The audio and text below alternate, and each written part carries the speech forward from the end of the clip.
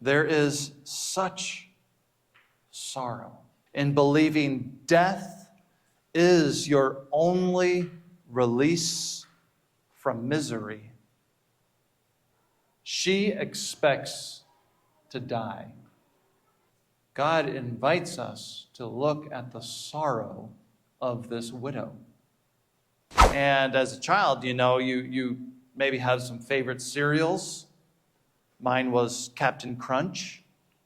And I would think to myself, if I believed hard enough, I'll wake up tomorrow morning and that box of Captain Crunch will be full again, because this is what happened in this story, right?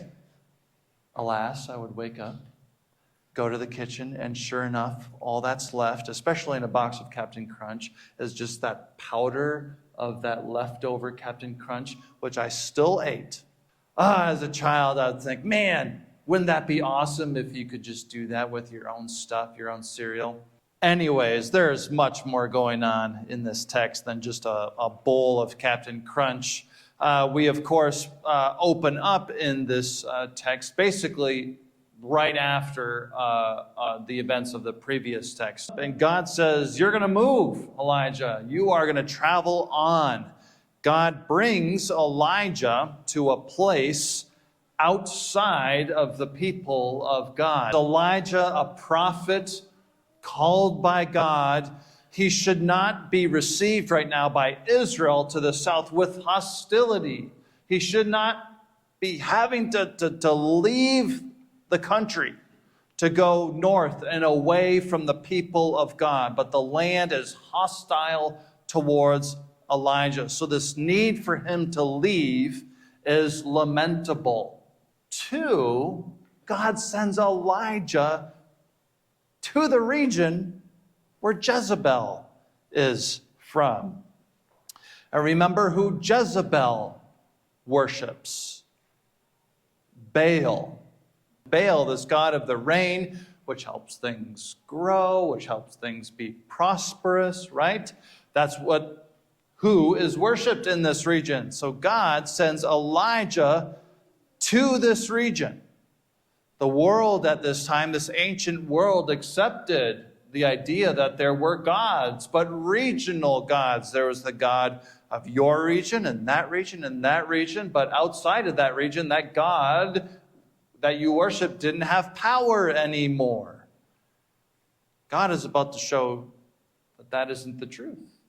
So Elijah leaves a hostile land, which is lamentable, and goes to an actively hostile land, which is supposed to be understandable. And he's told by God to seek hospitality.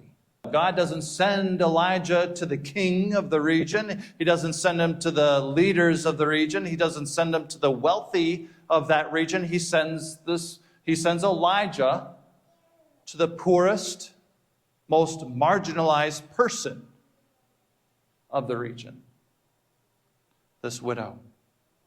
Elijah asks for some water and some food.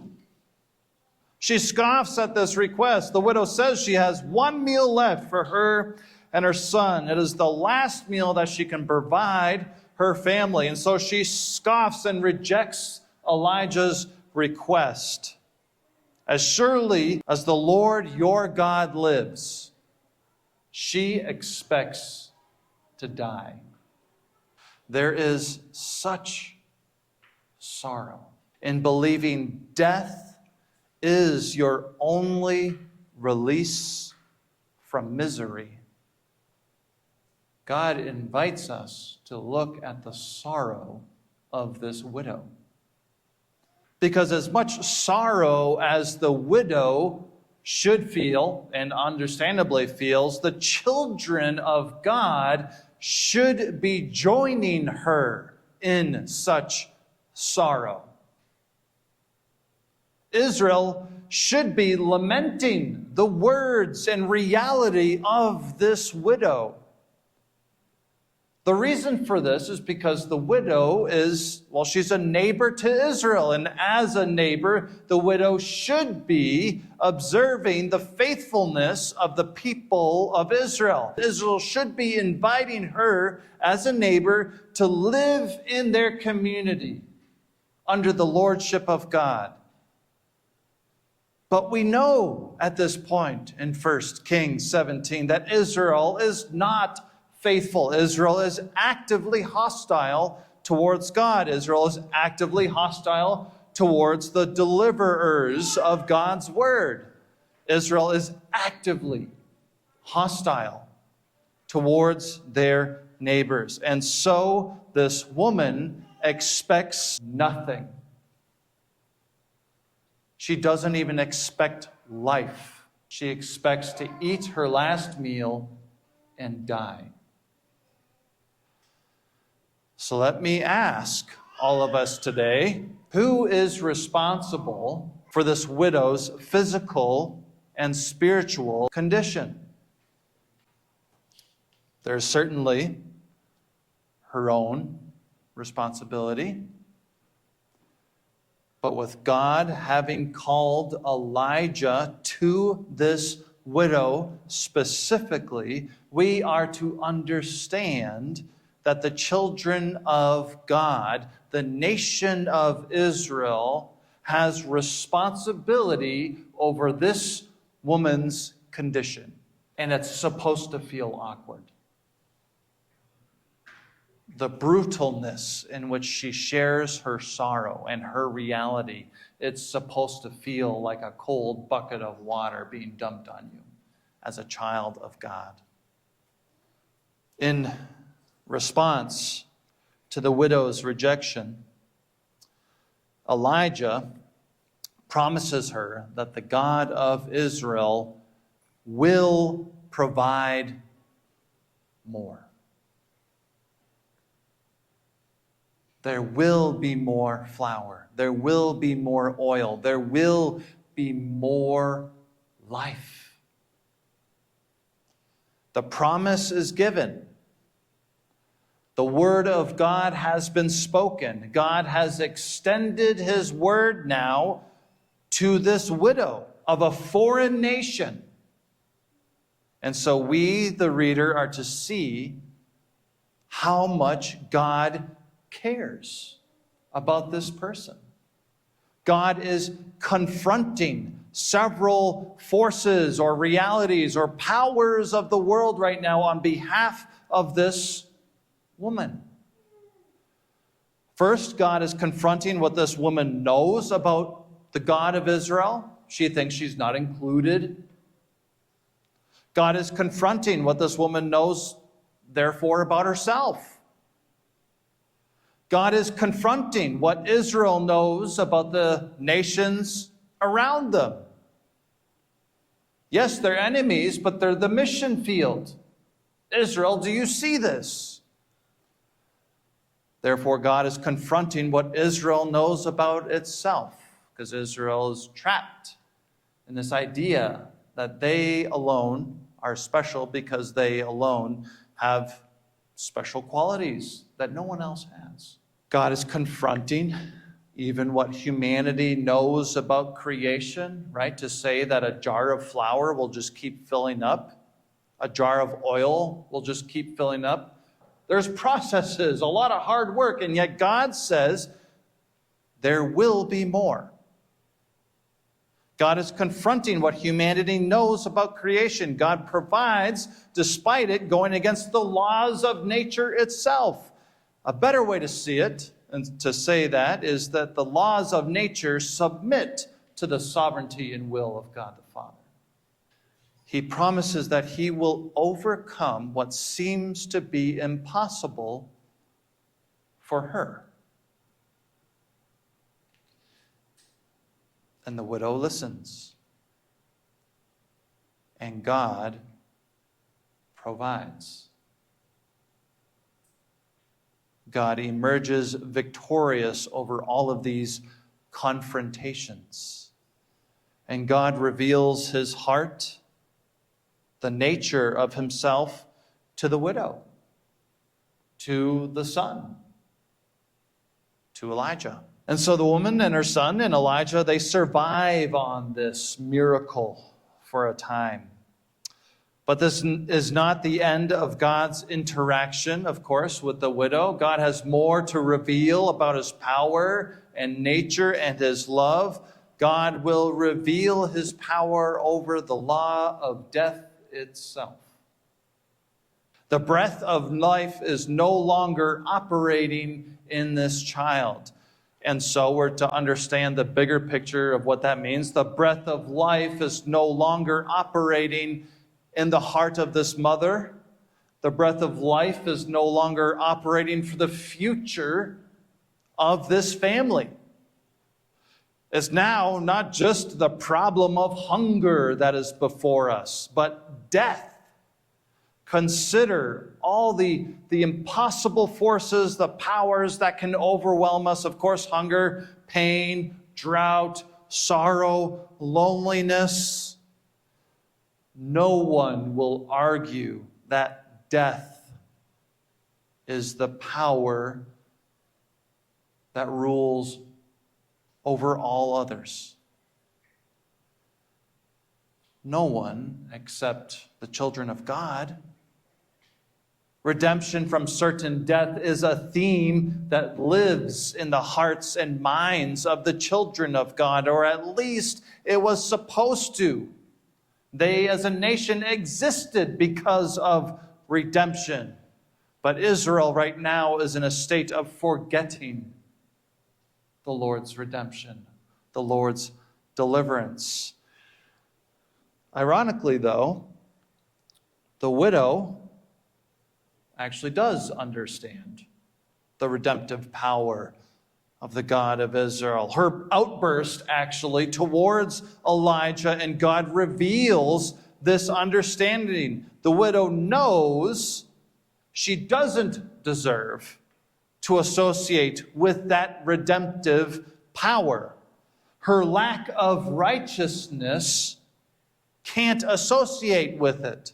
She knows that her association with the righteousness of the God of Israel will result in her judgment and her removal, as symbolized through the illness and death of her son. But then, Elijah intercedes for her. Elijah intercedes for the child. He cries out to God for the life of the boy and therefore the life of the mother and this family. He lays himself over the dead child. 3 times he does this. What we see here is the symbolism of Elijah covering the lack of righteousness in the boy with his own. Elijah's righteousness is what God sees. And so God blesses the child on behalf of Elijah's intercession. God hears and grants the request of Elijah. Now, this moment is a part of the identity of Israel, right? This intercession lines up with how Israel practiced, or was supposed to practice, their faith with God. Israel was supposed to know that their lack of righteousness needed to be covered over. That's why they had this whole sacrificial system in the first place. An innocent lamb would be sacrificed, and the blood of the lamb would be sprinkled on the Ark of the Covenant. The innocence of the lamb would be what God saw and would attribute the righteousness, and therefore would attribute it to the righteousness of the people of Israel. This was done because of the nature of God. His holy and righteous nature does not allow sin to dwell. In fact, it is God's nature to remove sin, to destroy it, to destroy that which is lacking in righteousness. What we see here is the mission of God's people, bringing those who are dead to their sin, into the recognition of God's saving grace and mercy. As Elijah carries this living child back to the widow, she sees that God, the God of Israel, is the one true God who controls all things, even life and death. The big picture of chapter 17 is we're supposed to see that this widow and her sorrow was not ignored by the God of Israel. What's our mission as God's people today? One, recognizing that God does not ignore you. He is not ignoring our problem of sin and death. Jesus Christ is the answer to the sorrow of our sin and death. Elijah's intercession of the dead child was a foreshadowing of Christ's intercession upon the cross for the world. Christ laid himself upon us. Christ covered us with his righteousness so that God would redeem us from the grave. Your worth is centered on Christ. Because of this truth, we must now recognize our responsibility regarding the problem of sin and death in the community. It's no longer their problem.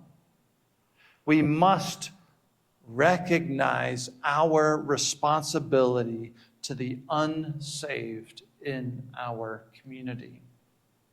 Our daily living should be active and moving, shining lights of the gospel that goes forth and interacts with and shepherds the unsaved in the community. There can no longer be any waiting. I believe that's one of the great sins of the church in North America right now, particularly, is how much waiting we do when it comes to bringing the truth of Christ to the community around us. There can't be any waiting for them to come. They believe that they can just eat their last meal, use up whatever resources they have, and then life is only to then die. They are invited. We are the ones to invite. We cannot wait. We must go. We all got our rhythms to life. Well, just challenge number one, cross the street and say hi to your neighbor. Who is your neighbor? Because it's not an accident that they're there. Then cross the street again next week and say hello again. And then say hello again. And then say hello again. Remember them. Let them know that they are remembered. Believe that the blessing you have, that your life and the worth you are given is meant to change other people's lives.